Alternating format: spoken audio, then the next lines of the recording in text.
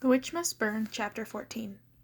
When I opened my eyes again, the darkness around me was so thick there was no difference from when I'd had them closed. I was lying on my back on something hard. When I shifted cautiously, the pain shooting through my body was so awful that I gasped out loud. "Ah, she's awake," said a gentle voice nearby, and the darkness was suffused with a cool white glow that gradually brightened until I could make out what surrounded me. I was lying next to a clear pool in the middle of a huge cavern, whose ceiling was lost somewhere in the darkness overhead. The cavern's purplish stone floor was polished smooth, as though by generations of feet, and its walls glowed with a gentle fluorescent light that eased the darkness around me and illuminated the person who had spoken. I turned my head with a difficulty to study her. She was the oldest person I've ever seen. Her body was round and shapeless, beneath her sack-like white dress, and her face was so seamed with lines and wrinkles that it was hard to make out her features. Her hair stuck up in a silvery halo that wafted gently in a cool air like an undersea plant. "Don't try to move," she said. "You've been through a lot, dear." The wrinkles around her mouth wiggled and shifted, and I realized she was smiling at me. Who are you? Where am I?" I croaked, wincing as a whole new set of aches flared up in my body. In the cave's light, I could see what a mess I was. My dress was torn and bloody where the scarecrow's harness had dug into my skin. My bare arms and legs were purpled with bruises and streaked with more blood, and every part of me hurt, from my scalp to the tips of my toes.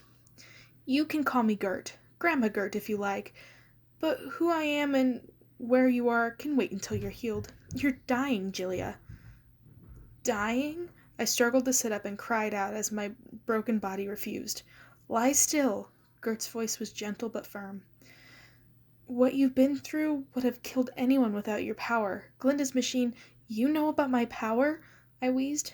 "I said lie still, Gilia." She scooped me up in her soft arms so lightly that I could barely feel the movement. It didn't seem possible that someone so soft could be so strong. She waded into the pool with me still in her arms. "This may hurt a little, my dear." The clear water of the pool rose around us. It was as warm as bath water, but it felt thicker than ordinary water, almost like oil. Gert lowered me fully into the water, and I felt it move against my skin instantly, almost as if it wanted something from me. I became more and more aware of the pain in my body. The pool was pulling it from me, bit by bit. I cried out in anguish, and my open mouth filled with water. I swallowed involuntarily and felt a mouthful of the strange liquid move through my body, as if it had a will of its own, worming its way through my veins. I looked down at myself and saw that a thick, dark substance was seeping out of my pores, forming a black cloud around me. That slowly dissipated in the pool. The pain in my body was slowly replaced with a warm, drowsy sense of bliss. Dimly, I felt Gert lift me up again and set me down gently at the pool's edge. The bruises and blood were gone. My skin glowed, and my ruined dress had been replaced by a thick, soft white robe.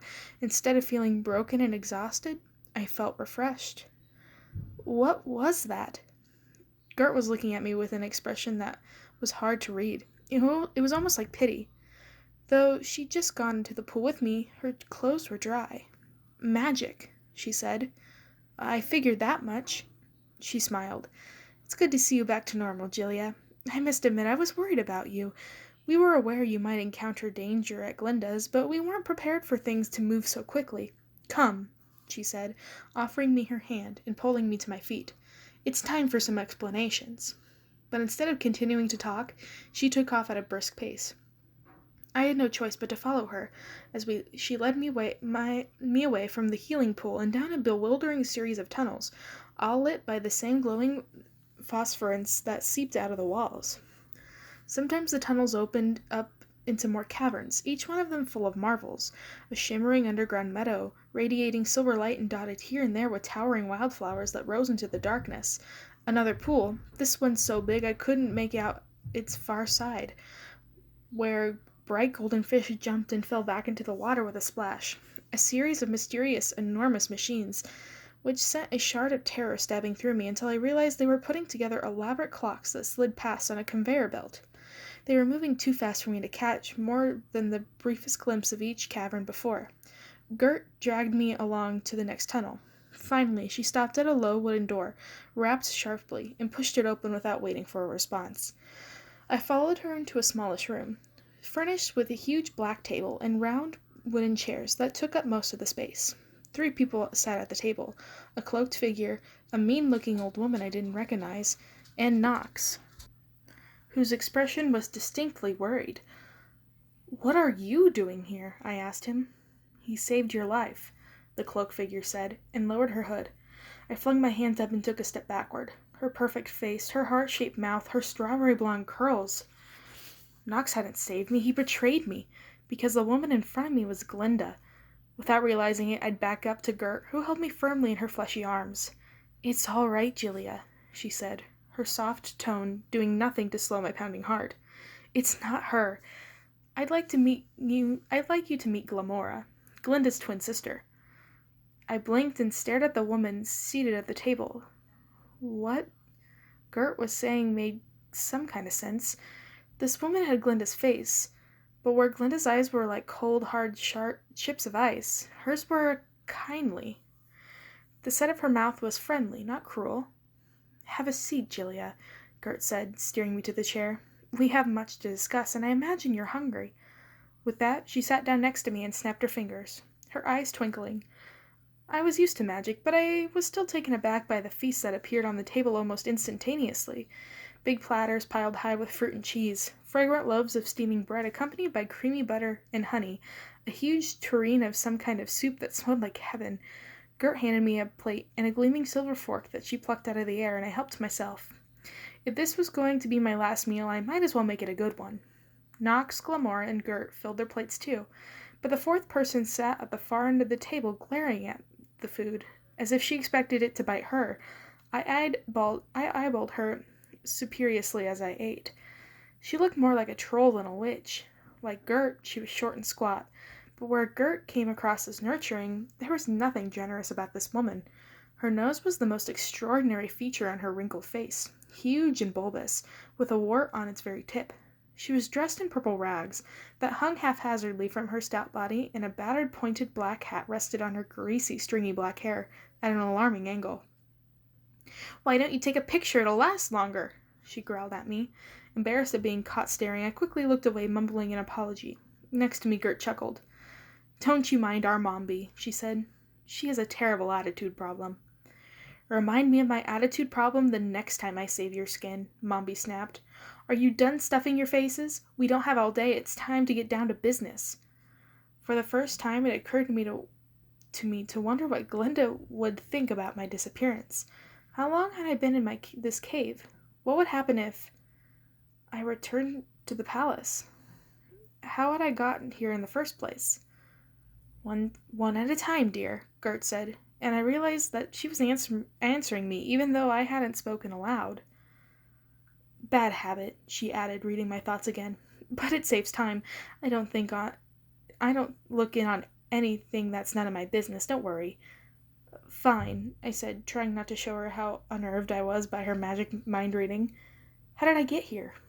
"I can answer that," Knox said. "I followed you when Glinda summoned you. I know if she brought the Scarecrow to the palace, she was up to something really bad. He indicated the others seated at the table. "Didn't realize she'd move again so quickly. I could protect you inside the palace, but by the time I got to you, it was almost too late. She and the Scarecrow had left you for dead. I thought there was still a chance we would save you, so I brought you here." I thought of the Scarecrow's machine and shivered, covering my eyes with my hands. I felt Gert put an arm around my shoulders. "I'm sorry we couldn't prevent you from experiencing so much pain," she said. "We had no idea she would try again so soon after she brought you to the palace. Glinda and Dorothy have been looking for a way to tap into Oz's magic since Dorothy took over the Emerald City. Glinda's machine will be slowed down by the fact that she'll have to use Munchkin labor, but that won't stop her for long. Oz is in danger, and we're the only people who can keep the country safe." "Who's we?" I asked. Mombi drew herself up to her full height. "The Revolutionary Order of the Wicked," she said proudly. "The only thing standing between Oz and its destruction." If the only thing standing between Oz and its destruction was this ragtag bunch, I thought, then Oz was in even bigger trouble than I'd thought. But I kept my mouth shut. Gert was probably reading my mind anyway. "We're witches, too," Mombi continued. "But for years, we've kept to ourselves, letting our more attention-hungry sisters steal the spotlight. When Glinda brought Dorothy back to Oz, we knew it was time to come together to find a way to stop her." "You said you knew about me already," I said to Knox.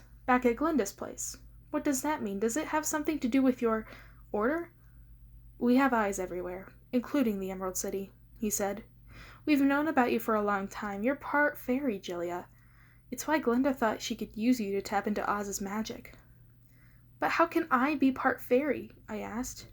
It's not common, Gert countered, but it's certainly possible. Why do you think your magic is so powerful? You've always been different, and you know that. I struggled to process what Gert was saying. I did have a stronger magic than most, I knew that. But how could this be? How had I never known? Did Ozma know? I said finally. I'm sure she did, Nox said.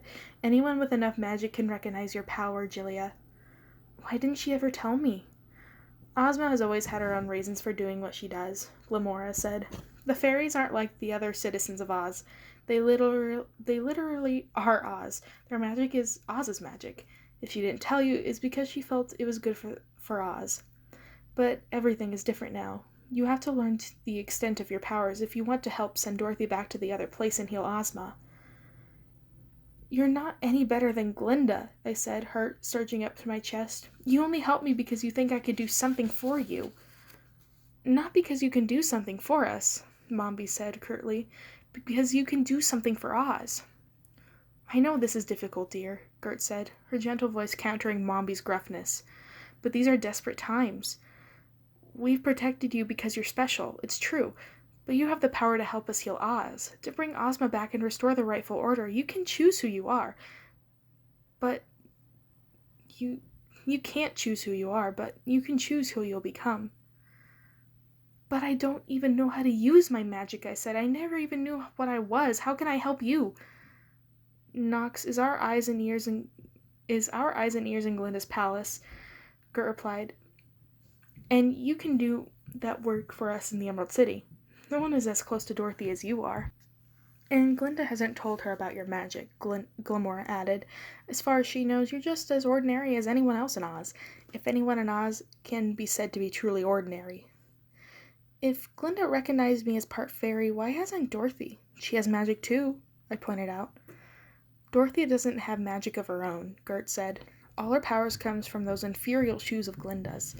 Dorothy is learning how to use that power on her own ends, but for now, Glinda can still control her.